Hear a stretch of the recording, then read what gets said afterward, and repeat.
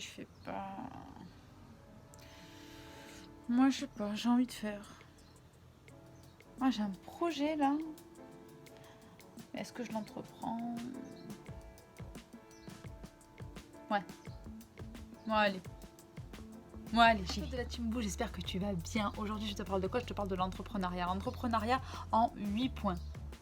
3 et puis 5 avec l'autre main, du coup.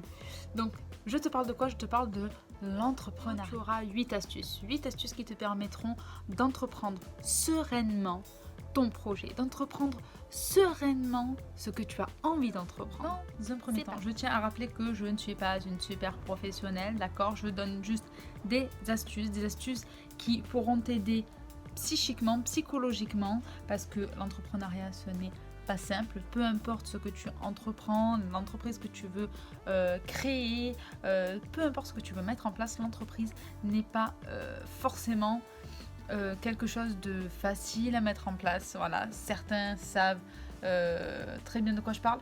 Voilà, tous ceux qui sont en train d'entreprendre, même à petite échelle, quelque chose, tout le monde sait que ce n'est pas spécialement évident. Et voilà pourquoi je me permets de te donner ces 8 astuces qui, clairement, à mon sens, et j'ai bien dit à mon sens, ça ne concerne que mon avis. Donc c'est ce qui peut constituer une bonne base, qui fait que ça va pouvoir t'aider à perdurer dans ton entrepreneur. Dans un premier temps, la première chose, c'est n'écoute personne d'autre, et j'insiste bien sur le mot personne d'autre, que toi-même. Tu es le seul à savoir ce que tu veux. Tu es le seul à savoir ce que tu as envie d'entreprendre. Tu es le seul à connaître tes motivations et ton objectif. Ne t'écoute qu'à toi. Parce que bien souvent, on a des phrases de style « T'es sûr de savoir ce que tu fais ?»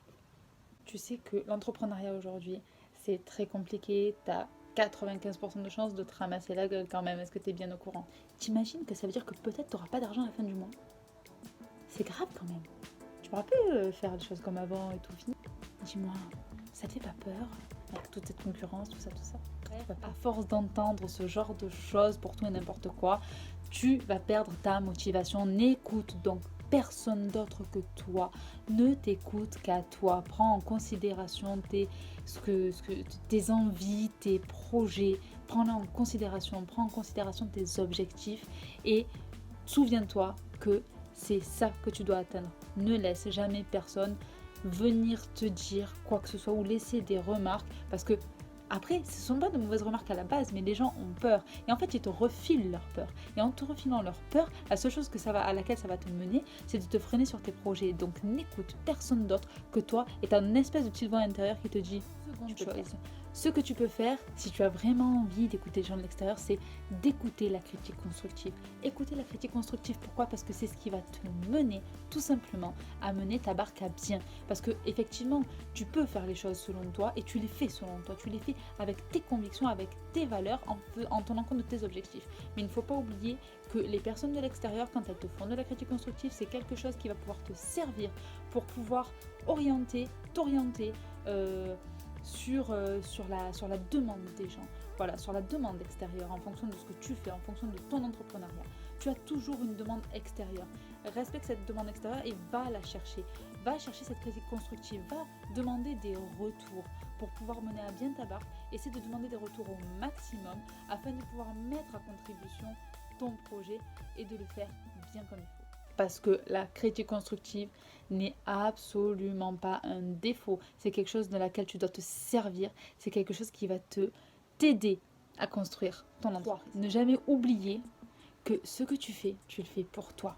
Tu le fais pour ton épanouissement personnel. Parce qu'à un moment donné, si tu as décidé de te lancer dans l'entrepreneuriat, la plupart du temps, et j'ai bien dit la plupart du temps, c'est pas forcément tout le temps, mais la plupart du temps, c'est que tu te sors d'un schéma qui, à la base, merci la voiture, qui à la base n'est pas le tien, qui à la base, tu n'aimes pas te conforter à quelque chose qu'on te demande de faire tous les jours, qu'on te dit de faire tous les jours. Tu préfères prendre toi les rênes de ta propre vie et prendre toi les rênes de ta propre société. Voilà, tout simplement. Et du coup, ne jamais oublier que tu le fais par rapport à ton épanouissement personnel. C'est ça qui doit passer avant tout. Alors je te dis pas, il y aura des phases, des hauts, des bas, mais ce que tu dois comprendre, c'est que tu ne dois pas oublier pourquoi tu le fais. Voilà, dans ta tête, cette troisième chose que je voudrais que tu comprennes, c'est que tu ne dois jamais oublier pourquoi tu t'es mis dans l'entrepreneuriat. 4, ne jamais se dire que ça va être simple. Parce qu'alors là, c'est la meilleure façon de se casser la gueule et de perdre toute motivation. Entreprendre quelque chose, c'est jamais simple. Peu importe ce que c'est. Et là, je te parle d'entreprise, je te parle de quelque chose, de quelque chose de professionnel, mais ça peut être carrément autre chose, ça peut être n'importe quoi. Et en fait, à force de te dire que c'est simple, tu vas tout simplement perdre la motivation quand tu connaîtras des difficultés. Voilà, la première difficulté, ça risque d'être compliqué et au fur et à mesure des difficultés, sachant que tu n'y seras pas confronté, que pour toi, tu te dis tout simplement que ça devait être simple, tu vas baisser les bras. Non, justement, sache que entreprendre, ce n'est pas simple, ce n'est pas facile. Certes, c'est pour ton épanouissement, mais dans cette quatrième astuce, ce que je veux que tu comprennes, c'est que tu dois te préparer à des difficultés, à des hauts, à des bas, à des baisses de morale, à des moments où tu vas être reboosté à bloc. Voilà, c'est pas simple. Ça pourra l'être par la suite, mais les débuts ne sont jamais simples. Donc 4, n'oublie pas que il y a des moments où ça va être compliqué. Mais c'est là que tu vas devoir te rebooster. Te rebooster comment ? Tout simplement en gardant ton objectif en tête. Garder son objectif en tête, c'est quoi ? C'est tout simplement ne jamais lâcher ce qu'on veut. Alors certes, comme je l'ai dit en quatrième point, il y aura des hauts et des bas. Ça, c'est sûr, tout le monde en connaît. Mais après, à partir du moment où tu vas garder ton objectif en tête, parce que tu te le seras fixé, parce que tu ne laisseras jamais personne te dire ce que tu as à faire ou ce que tu n'as pas à faire quand c'est de la critique, parce que tu ne te laisseras pas marcher sur les pieds et que tu ne laisseras pas ton moral s'abaisser jusqu'à en perdre la motivation, parce que tu sais ce que tu entreprends, parce que tu sais ce que tu veux, parce que tu sais ce dont tu as besoin pour ton épanouissement personnel et parce que tu sais ce que tu veux mettre en place pour ton épanouissement professionnel. Là, dans cette catégorie-là, c'est professionnel. Mais peu importe ce que tu entreprends, fais-le de façon honnête. Fais-le de façon claire avec toi-même. Tout simplement en clarifiant tes objectifs et en ne les lâchant pas. Tout simplement. 6. Ne jamais, mais alors ne jamais, et je pense que c'est la plupart du temps, les erreurs que font certaines personnes, c'est que 6, toujours s'accorder du temps, toujours penser à soi. Parce que oui, quand on crée quelque chose, quand on se dirige vers quelque chose, on a bien souvent tendance à se mettre dans le travail à fond et à ne jamais se laisser d'espace, à jamais ne laisser de l'espace pour ce dont on a envie, ce dont on a besoin, pour respirer un petit peu. Parce que concentrer tout son mental. Alors, je vais essayer de bien m'exprimer pour que vous puissiez comprendre, mais concentrer tout son mental sur ce que vous voulez, c'est très bien. Mais il faut savoir déconnecter un petit peu pour voir comment ça se passe. Déconnecter, se laisser respirer un petit peu pour revenir avec plus de créativité. Si je suis trop en fixette sur mon projet, au bout d'un moment, la seule chose qui va se passer, c'est que je ne vais voir que le projet, je ne verrai plus ce qu'il y a autour. Et au final, ça va faire baisser la motivation, ça va limite peut-être me dégoûter de ce que je suis en train de faire, parce que je ne verrai que ça et que je n'aurai pas l'œil ailleurs. Alors attention, ça n'a rien à voir avec la perte d'objectif et le fait de garder son objectif. C'est juste prendre du recul et penser à soi. Parce que quand vous prenez que vous allez faire du vélo, que vous allez lire, ou peu importe le hobby que vous avez, à partir du moment où vous mettez ça en place et que vous prenez du temps pour vous, vous reviendrez sur votre objectif et sur ce que vous êtes en train d'entreprendre avec d'autres idées, avec des choses qui seront mis en avant alors que vous n'y avez peut-être pas pensé avant. Des choses qui jusqu'à présent ne vous étaient pas venues. Enfin, j'arrive pas à m'exprimer clairement, mais en gros, voilà, voir ailleurs et vous dire que vous allez prendre du temps pour vous, ça va vous aider à vous faire avancer dans ce que vous entreprenez, parce que vous aurez les idées claires, vous aurez une autre façon de voir les choses et vous aurez cet épanouissement qui viendra, qui s'ancrera de plus en plus, et vous apprendrez que, oui, entreprendre, c'est certes travailler, mais c'est aussi penser à soi. Ne jamais hésiter à demander du soutien. parce que le soutien, ça va être super important pour vous. Ça va être une clé qui pourrait pour certains être déterminante dans le sens où c'est quelque chose de précieux.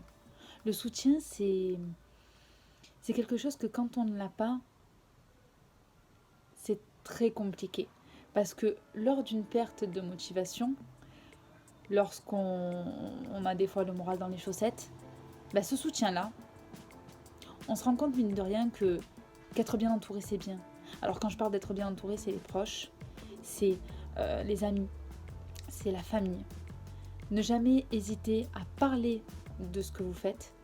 Ne jamais hésiter à demander du soutien, à demander de l'aide. Parce que bien souvent, beaucoup se disent que par leur ego, l'aide, il ne faut pas en demander.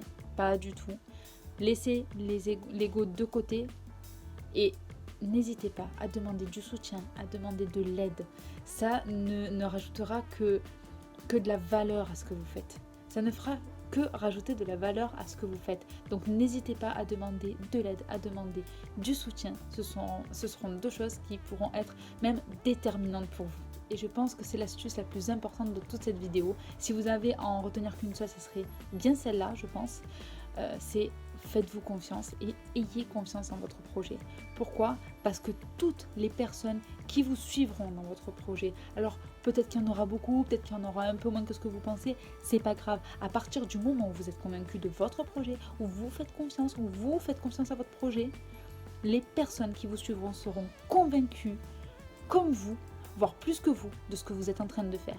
Et c'est ce qui vous donnera envie de poursuivre vos efforts, parce que forcément ça vous reviendra à vos oreilles, et c'est ce qui vous donnera envie de poursuivre vos efforts, et ce qui fera que ce que vous entreprenez n'aura encore que plus de valeur.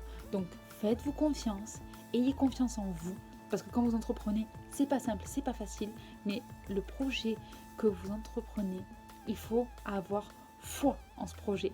Vraiment. Voilà, c'est tout pour cette vidéo. D'ailleurs, la lumière est en train de me dire au revoir. J'espère que cette vidéo vous aura plu. Si c'est le cas, n'hésitez pas à mettre un like, à commenter et à partager. Et n'oubliez pas de vous abonner également sur le petit truc rouge là, voilà, où il y a marqué abonner.